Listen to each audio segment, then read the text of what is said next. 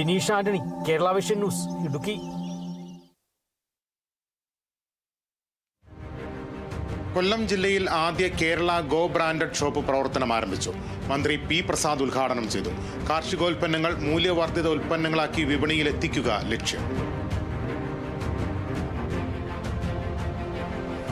Thrissur വാടാനപ്പള്ളിയിൽ ഒളിവിലായിരുന്ന വധശ്രമ case പ്രതി പിടിയിലായത് ഏഴാംകല്ല് സ്വദേശി രഘു.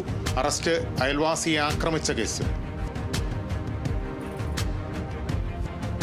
തൃശൂർ വാടാനപ്പള്ളിയിൽ യുവാവ് കാപ്പ കേസിൽ അറസ്റ്റിൽ. പിടിയിലായത് തളിക്കുളം സ്വദേശി ഫാസിൽ നിരവധി കേസുകളിൽ പ്രതി. തൃശൂർ പെരുമ്പിലാവിൽ വാഹനാപകടത്തിൽ പരിക്കേറ്റ് ചികിത്സയിലായിരുന്ന യുവാവ് മരിച്ചത് കോതച്ചിറ സ്വദേശി വിപിൻ ദാസ്. അപകടം നിർത്തിയിട്ട ടോറസ് ലോറിക്ക് പിന്നിൽ ബൈക്കിടിച്ച്. തൃശൂർ കൊടുങ്ങല്ലൂരിൽ കോടിക്കണക്കിന് രൂപയുടെ ഭൂമി തട്ടിപ്പ് നടത്തിയ കേസിലെ പ്രധാന പ്രതി പിടിയിലായത് എറിയാട് സ്വദേശി ജലീൽ. കേസിൽ ഉൾപ്പെട്ട മറ്റുള്ളവർക്കായി അന്വേഷണം ഊർജിച്ചു.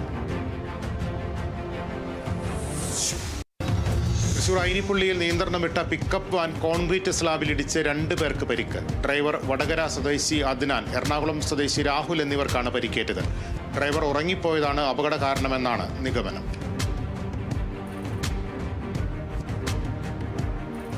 കൊല്ലം അഞ്ചലിൽ തുണിക്കടയിൽ മോഷണം നടത്തിയയാൾ പിടിയിൽ. പത്തടി സ്വദേശി ഭൂസാരിയാണ് പിടിയിലായത്. കഴിഞ്ഞ 3-ാം തീയതിയാണ് അഞ്ചൽ ജംഗ്ഷനിലെ ജീഫാസ് എന്ന കടയിൽ നിന്ന് 15,000 രൂപയും 30,000 രൂപയുടെ തുണിത്തരങ്ങളും മോഷണം പോയത്.